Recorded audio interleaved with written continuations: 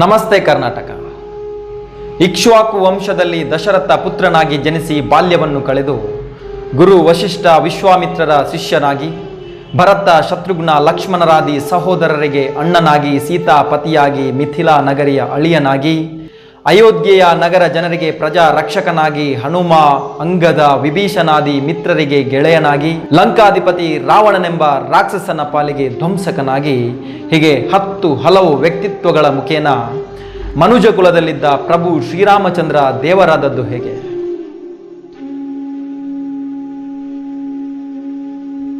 ಪುರುಷರಲ್ಲೊಬ್ಬ ಉತ್ತಮ ಪುರುಷೋತ್ತಮ ಎಂಬ ಹೆಗ್ಗಳಿಕೆಯನ್ನು ಪಡೆದ ಪ್ರಭು ಶ್ರೀರಾಮಚಂದ್ರ ಇಂದಿಗೆ ಆದರ್ಶ ಪುರುಷನಾಗಿ ನಿಂತಿದ್ದು ಹೇಗೆ? ಬಹುಶಃ ಈ ಪ್ರಶ್ನೆಗೆ ಹೆಚ್ಚಿನ ನಮಗೆ ಉತ್ತರ ಗೊತ್ತಿಲ್ಲ. ಕಾರಣ ಶ್ರೀರಾಮನನ್ನ ಪೂಜಿಸಿದ್ದೇವೆ, ಆರಾಧಿಸಿದ್ದೇವೆ. ಆದರೆ ಶ್ರೀರಾಮನ ಯಾವ ಗುಣಗಳು ಅವರನ್ನ ದೇವರನ್ನಾಗಿಸಿದವು ಎಂದು ಅವಲೋಕನ ಮಾಡಲೇ ಇಲ್ಲ.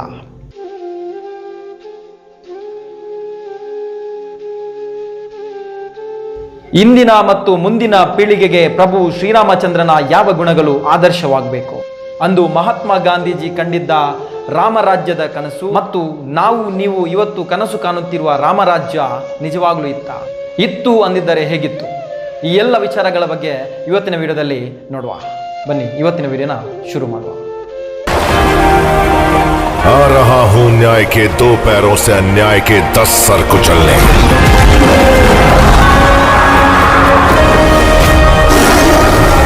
आ रहा हूं अधर्म का विध्वंस कर।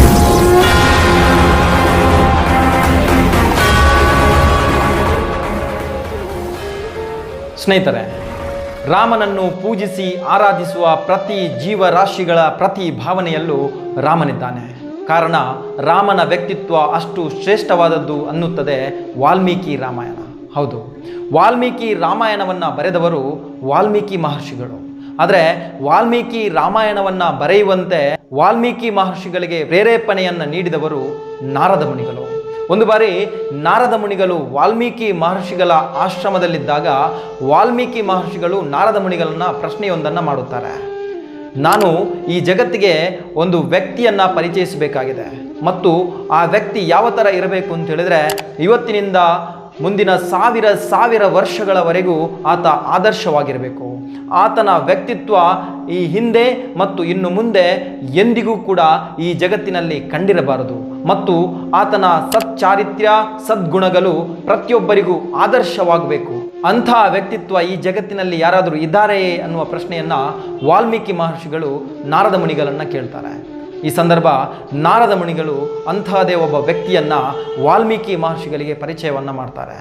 ಆ ಪರಿಚಯದ ಕಾರಣವೇ ವಾಲ್ಮೀಕಿ ರಾಮಾಯಣದ ಅಧ್ಯಾಯ 1 ಬಾಲಕಾಂಡ.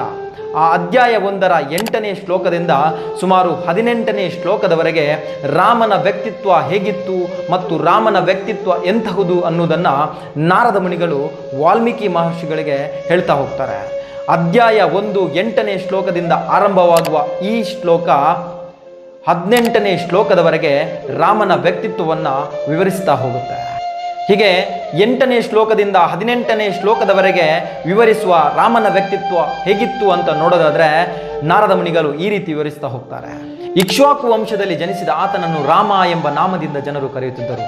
ಆತನು ಸ್ಥಿರ ಸ್ವಭಾವವನ್ನು ಹೊಂದಿರುವ, ಗ್ರಹಿಸಲಾಗದ ಪರಾಕ್ರಮವನ್ನು ಹೊಂದಿರುವ, ಆತನು ಸ್ವಯಂ ಪ್ರಭೆ, ಸ್ವಯಂ ಆಜ್ಞೆ ಮತ್ತು ಇಂದ್ರಿಯಗಳನ್ನು ತನ್ನ ನಿಯಂತ್ರಣಕ್ಕೆ ಒಳಪಡಿಸುವ ಆತನು ಒಬ್ಬ ಮಹಾನ್ ಬುದ್ಧಿಜೀವಿ, ನಿಯಮಗಳಿಗೆ ಬದ್ಧನಾಗುವವ, ವಾಗ್ಮಿ, ಸುಂದರನು, ಪಾಪಗಳನ್ನು ನಾಶ ಮಾಡುವವ, ವಿಶಾಲವಾದ ಭುಜಗಳು, ಬಲವಾದ ತೋಳುಗಳನ್ನು ಹೊಂದಿದ್ದು, ಶಂಖದ ಆಕಾರದ ಕುತ್ತಿಗೆ, ಅತಿ ನೈಜತೆಯ ಮುಗ್ಧತೆಯ ಕೆನ್ನೆಗಳನ್ನು ಹೊಂದಿದವ, ವಿಶಾಲವಾದ ಎದೆಯನ್ನು ಹೊಂದಿರುವ, ದೊಡ್ಡ ಬಿಲ್ಲಿನಿಂದ ಶಸ್ತ್ರಸಜ್ಜಿತ, ತಿರುಳಿರುವ ಕೊರಳ ಮೂಳೆಗಳು, ಮೊನಕಾಲಿನ ಉದ್ದನೆಯ ತೋಳುಗಳು, ಉದಾತ್ತ ತಲೆ, ಆಕರ್ಷಕವಾದ ಹಣೆ ಮತ್ತು ಮಹಾಪರಾಕ್ರಮಿ ಹಾಗೂ ಶತ್ರುಗಳನ್ನು ನಾಶ ಮಾಡುವವ, ಹೊಳೆಯುವ ಮೈಬಣ್ಣ, ದೊಡ್ಡ ಕಣ್ಣುಗಳು, ಹೊಳಪುಳ್ಳ ದೇಹ, ಧರ್ಮನಿಷ್ಠ, ಕೊಟ್ಟ ಮಾತಿಗೆ ತಪ್ಪದವ, ಪ್ರಜೆಗಳಿಗೆ ಸದಾ ಒಳಿತು ಬಯಸುವವ, ಅವನು ಸುಪ್ರಸಿದ್ಧ, ಬುದ್ಧಿವಂತ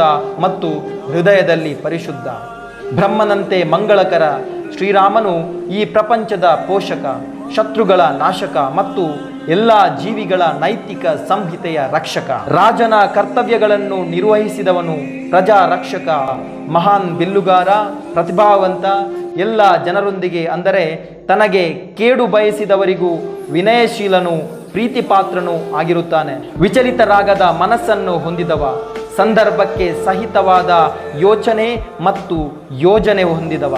ಶ್ರೀರಾಮನು ಸಮುದ್ರದಿಂದ ನದಿಗಳಿಗೆ ಸಮಾನನಾಗಿ ಸದ್ಗುಣವಂತರಿಗೆ ಪ್ರವೇಶಿಸಬಹುದಾದ ಮತ್ತು ಎಲ್ಲರೊಂದಿಗೆ ಸಮಾನ ಮನೋಭಾವವನ್ನು ಹೊಂದಿದ್ದಾನೆ. ಅವನು ಯಾವಾಗಲೂ ಆಹ್ಲಾದಕರ ನೋಟವನ್ನು ಹೊಂದಿರುತ್ತಾನೆ. ಶ್ರೀರಾಮನು ಸಕಲ ಸದ್ಗುಣಗಳನ್ನು ದಯಾಪಾಲಿಸಿದವನು, ಕೌಸಲ್ಯೆಯ ಆನಂದವನ್ನು ಹೆಚ್ಚಿಸಿದವನು. ಶ್ರೀರಾಮನು ಗಡೀಪಾರು ಸಮುದ್ರದಂತೆ, ಧೈರ್ಯದಲ್ಲಿ ಹಿಮವಂತನಂತೆ. ಶ್ರೀರಾಮನು ಪರಾಕ್ರಮದಲ್ಲಿ ವಿಷ್ಣುವಿನಂತೆ, ಆನಂದದಲ್ಲಿ ಚಂದ್ರನಂತೆ, ಕೋಪದಲ್ಲಿ ಸರ್ವ ಭಯಿಸುವ ಅಗ್ನಿಯಂತೆ, ತಾಳ್ಮೆಯಲ್ಲಿ ಭೂಮಿಯಂತೆ, ದಾನದಲ್ಲಿ ಕುಬೇರನಂತೆ, ಸ್ಥಿರತೆಯಲ್ಲಿ ಸೂರ್ಯನಂತೆ. ಹೀಗೆ ವರ್ಣಿಸಲು ಹೊರಟರೆ ಪದಗಳೇ ಬರಿದಾಗುವಂತೆ ತನ್ನ ವ್ಯಕ್ತಿತ್ವ ಹೊಂದಿದ್ದ ಪ್ರಭು ಶ್ರೀರಾಮಚಂದ್ರ ಭಗವಾನ್ ಶ್ರೀರಾಮಚಂದ್ರನಾದ. ಅಲ್ಲಿಯವರೆಗೆ ರಾಜನಲ್ಲಿ ದೇವರನ್ನ ಕಾಣುತ್ತಿದ್ದ ಜನರಿಗೆ ಅಂದು ದೇವರೇ ರಾಜನಾಗಿದ್ದ. ರಾಮ ಸಿಯಾ ರಾಮ ಜಯ ಜಯ ರಾಮ ಸಿಯಾ ರಾಮ ಜಯ ಜಯ ರಾಮ ಸಿಯಾ. धस जाए ये धरती या चटक जाए आकाश, न्याय के हाथों होकर रहेगा न्याय का सर्वनाश. ತನ್ನ ಹೆತ್ತವರಿಗೆ ತಕ್ಕ ಮಗನಾಗಿ, ಸಹೋದರರಿಗೆ ತಕ್ಕ ಅಣ್ಣನಾಗಿ, ಸತಿಗೆ ತಕ್ಕ ಪತಿಯಾಗಿ, ಪ್ರಜೆಗಳಿಗೆ ತಕ್ಕ ಪ್ರಜಾ ರಕ್ಷಕನಾಗಿ, ರಾಜನಾಗಿ, ಗೆಳೆಯರಿಗೆ ತಕ್ಕ ಮಿತ್ರನಾಗಿ, ಹೀಗೆ ಎಲ್ಲ ವಿಧದಲ್ಲೂ ಪ್ರಭು ಶ್ರೀರಾಮಚಂದ್ರ ಪರಿಪೂರ್ಣನಾಗಿದ್ದ. ಅಂದರೆ ಇವತ್ತಿನ ಜನ್ರೇಷನ್ಗೆ ಅರ್ಥವಾಗುವ ರೀತಿಯಲ್ಲಿ ಹೇಳಬೇಕಂದ್ರೆ ದ ರಿಯಲ್ ಮಿಸ್ಟರ್ ಪರ್ಫೆಕ್ಟ್, ನಾ ಭೂತೋ ನಾ ಭವಿಷ್ಯತ್.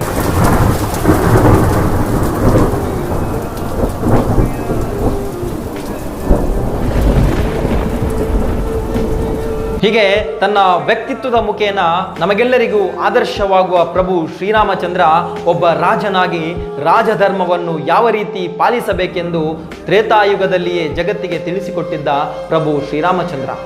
ವಾಲ್ಮೀಕಿ ರಾಮಾಯಣದಲ್ಲಿ ಉಲ್ಲೇಖವಿರುವಂತೆ ವನವಾಸದ ನಂತರ, ಲಂಕಾಧಿಪತಿ ರಾವಣನ ವಿನಾಶದ ನಂತರ ಮತ್ತೆ ಪ್ರಭು ಶ್ರೀರಾಮಚಂದ್ರ ಅಯೋಧ್ಯೆಗೆ ಮರಳಿ ಬರ್ತಾರೆ. ತದನಂತರ ಸಾವಿರ ವರ್ಷಗಳ ಕಾಲ ಅಯೋಧ್ಯೆಯನ್ನು ಆಳ್ವಿಕೆ ಮಾಡ್ತಾರೆ. ಈ ಸಂದರ್ಭದಲ್ಲಿ ಜನರ ಪ್ರಜೆಯ ರಕ್ಷಕನಾಗಿ ರಾಮನ ಆಡಳಿತ ಹೇಗಿತ್ತು, ಜನರ ಬಾಯಿಂದ ರಾಮರಾಜ್ಯ ಅನ್ನುವ ಆ ಒಂದು ಭಾವನೆಯನ್ನು ಹುಟ್ಟು ಹಾಕುವಂತೆ ಮಾಡಿದ ರಾಮನ ರಾಜ್ಯ ಹೇಗಿತ್ತು, ರಾಮನ ಆಡಳಿತ ಹೇಗಿತ್ತು ಅಂತ ನೋಡ್ತಾ ಹೋಗೋದಾದರೆ, ರಾಮನು ರಾಜ್ಯವನ್ನು ಆಳುತ್ತಿದ್ದಾಗ ವಿಧವೆಯರ ಪ್ರಲಾಪ ಅಳಲು ಇರಲಿಲ್ಲ. ಯಾವುದೇ ಕಾಡು ಪ್ರಾಣಿಗಳಿಂದ ತೊಂದರೆಯಾಗಲಿ, ಜನರಿಗೆ ರೋಗದ ಭಯವಾಗಲಿ ಇರಲಿಲ್ಲ. ಜಗತ್ತು ಕಳ್ಳರು ಮತ್ತು ದರೋಡೆಕೋರರಿಂದ ವಂಚಿತವಾಗಿತ್ತು. ಅಲ್ಲಿರುವ ಜನರು ಯಾರೂ ತಾವು ನಿಷ್ಪ್ರಯೋಜಕರು ಎಂದು ಭಾವನೆಯನ್ನೇ ಹೊಂದಿರಲಿಲ್ಲ. ವೃದ್ಧರು ಯುವಕರ ಬಗ್ಗೆ ವಿಧಿವಿಧಾನಗಳನ್ನು ಮಾಡಲಿಲ್ಲ. ಜಗತ್ತಿನ ಪ್ರತಿ ಸೃಷ್ಟಿಯು ಸಂತಸಗೊಂಡಿತು. ಪ್ರತಿಯೊಬ್ಬರೂ ಸದ್ಗುಣದ ಉದ್ದೇಶವನ್ನು ಹೊಂದಿದ್ದರು. ತಮ್ಮ ಕಣ್ಣುಗಳಿಂದ ಸದಾ ರಾಮನ ದರ್ಶನಕ್ಕಾಗಿಯೇ ಕಾಯುತ್ತಿದ್ದರು. ಜಗತ್ತಿನ ಯಾವ ಸೃಷ್ಟಿಯು ಇನ್ನೊಂದು ಜೀವಿಯನ್ನು ಕೊಂದು ತಿನ್ನುವ ಮನಸ್ಸು ಮಾಡುತ್ತಿರಲಿಲ್ಲ. ರಾಮನು ರಾಜ್ಯವನ್ನು ಆಳುತ್ತಿದ್ದಾಗ ಜನರು ಸಾವಿರಾರು ವರ್ಷಗಳ ಕಾಲ ತಮ್ಮ ಸಾವಿರಾರು ಸಂತತಿಯೊಂದಿಗೆ ಬದುಕುಳಿದರು. ಎಲ್ಲರೂ ಅನಾರೋಗ್ಯ ಮತ್ತು ದುಃಖದಿಂದ ಮುಕ್ತರಾಗಿದ್ದರು. ರಾಮನನ್ನು ಪೂಜಿಸಿ ಆರಾಧಿಸುವ ಮತ್ತು ರಾಮನ ಬಗ್ಗೆಯೇ ಮಾತನಾಡುವ ಜನರು ಇರುವ ರಾಜ್ಯವನ್ನು ಆಳುತ್ತಿದ್ದನು. ಜಗತ್ತು ರಾಮನ ಪ್ರಪಂಚವಾಯಿತು.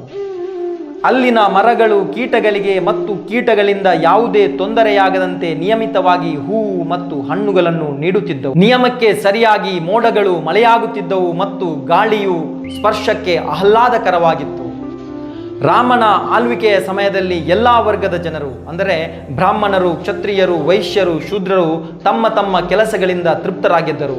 ಯಾರೂ ಕೂಡ ದುರಾಸೆಗೆ ಬಲಿಯಾಗುತ್ತಿರಲಿಲ್ಲ. ರಾಮನು ಜಗತ್ತನ್ನು ಆಳುತ್ತಿದ್ದಾಗ ಜನರು ಸದ್ಗುಣಗಳನ್ನು ಮತ್ತು ಸಚ್ಚಾರಿತ್ರ್ಯವನ್ನು ಹೊಂದಿದ್ದರು. ಹೀಗೆ ರಾಮನ ಆಳ್ವಿಕೆಯ ಸಮಯದಲ್ಲಿ ಎಲ್ಲರೂ ಅತ್ಯುತ್ತಮ ಗುಣಲಕ್ಷಣಗಳನ್ನು ಹೊಂದಿದ್ದರು ಮತ್ತು ಎಲ್ಲರೂ ಪುಣ್ಯದ ಕಾರ್ಯದಲ್ಲಿ ಭಾಗಿಯಾಗುತ್ತಿದ್ದರು. ಹೀಗೆ ರಾಮನು ಸಾವಿರ ವರ್ಷಗಳ ಕಾಲ ಜಗತ್ತನ್ನಾಳಿದನು. ಇದು ವಾಲ್ಮೀಕಿ ರಾಮಾಯಣದಲ್ಲಿ ರಾಮರಾಜ್ಯದ ಬಗ್ಗೆ ಇರುವ ಸ್ಪಷ್ಟ ಚಿತ್ರಣ. ಪ್ರಭು ಶ್ರೀರಾಮಚಂದ್ರನ ವ್ಯಕ್ತಿತ್ವವೇ ಅಂತಹದು. ಅದೆಂದಿಗೂ ಜಗತ್ತಿಗೆ ಪ್ರೇರಣೆ ಮತ್ತು ಆದರ್ಶ. ಪ್ರಭು ಶ್ರೀರಾಮಚಂದ್ರನ ವ್ಯಕ್ತಿತ್ವವೇ ಅಂತಹದು. ಎಂಥವರನ್ನು ಸೆಳೆಯುವ ಮತ್ತು ಎಂಥವರನ್ನು ಮಂತ್ರ ಮುಗ್ಧರನ್ನಾಗಿಸುವ ವ್ಯಕ್ತಿತ್ವ ಮತ್ತು ನೋಟ. ಇದರ ಪರಿಣಾಮವೇ ಎಂಬಂತೆ ಮೊನ್ನೆ ತಾನೇ ನಡೆದ ಅಯೋಧ್ಯ ಶ್ರೀರಾಮಚಂದ್ರನ ಪ್ರಾಣ ಪ್ರತಿಷ್ಠಾ ಸಂದರ್ಭದಲ್ಲಿ ರಾಮಲಲ್ಲನ ಕಣ್ಣೋಟಕ್ಕೆ ತಮಗರಿವಿಲ್ಲದಂತೆ ನಮ್ಮ ಕಣ್ಣುಗಳು ಕಣ್ಣೀರಾದವು, ಮನಸ್ಸುಗಳು ಹಗುರಾದವು, ಮುಖದಲ್ಲಿ ಮಂದಹಾಸ ಮೂಡಿತು, ಕೈಗಳು ನಮಿಸಿದವು. ಇದು ರಾಮನ ಶಕ್ತಿ. ಹೀಗೆ ರಾಮ ದೇವರಾಗಲು ಪವಾಡಗಳನ್ನು ಸೃಷ್ಟಿಸಲಿಲ್ಲ, ಜಗತ್ತನ್ನು ಬದಲಾಯಿಸಲಿಲ್ಲ. ಬದಲಾಗಿ ರಾಮನಿಗಾಗಿ, ರಾಮನ ವ್ಯಕ್ತಿತ್ವಕ್ಕಾಗಿ, ರಾಮನ ಆದರ್ಶಕ್ಕಾಗಿ ಜಗತ್ತೇ ಬದಲಾಯಿತು. ಜೀವನದುದ್ದಕ್ಕೂ ಸಾಲು ಸಾಲು ಕಷ್ಟಗಳನ್ನು ಕಂಡಾಗಲೂ ಧೃತಿಗೆಡದೆ, ಧರ್ಮದ ಹಾದಿಯನ್ನು ತಪ್ಪದೆ, ತಾಳ್ಮೆಯನ್ನು ವ್ಯಕ್ತಿತ್ವವನ್ನು ಕಳೆದುಕೊಳ್ಳದ ರಾಮ ವ್ಯಕ್ತಿತ್ವದ ಮೇರು ಶಕ್ತಿಯಾದ, ಮೇರು ಶಿಖರವಾದ.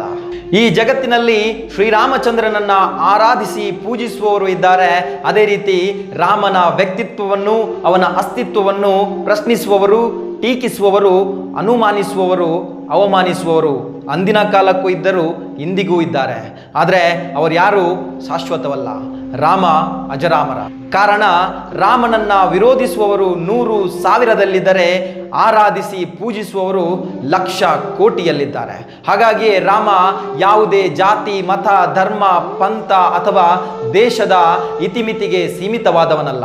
ರಾಮ ಸರ್ವವ್ಯಾಪಿ. ರಾಮನಿಗೆ ರಾಮನೇ ಸಾಟಿ ಅಂತ ಹೇಳ್ತಾ, ರಾಮ ರಾಮ ರಾಮೇತಿ ರಮೇ ರಾಮೇ ಮನೋರಮೆ ಸಹಸ್ರನಾಮ ತತ್ತುಲ್ಯಂ ರಾಮನಾಮ ವರಾನನೆ. ಜೀವನದ ದಾರಿಯುದ್ದಕ್ಕೂ ಧರ್ಮ ಮಾರ್ಗದಲ್ಲಿ ನಡೆದ ಪ್ರಭು ಶ್ರೀರಾಮನ ಆದರ್ಶವೇ ನಮಗೆ ದಾರಿದೀಪವಾಗಲಿ.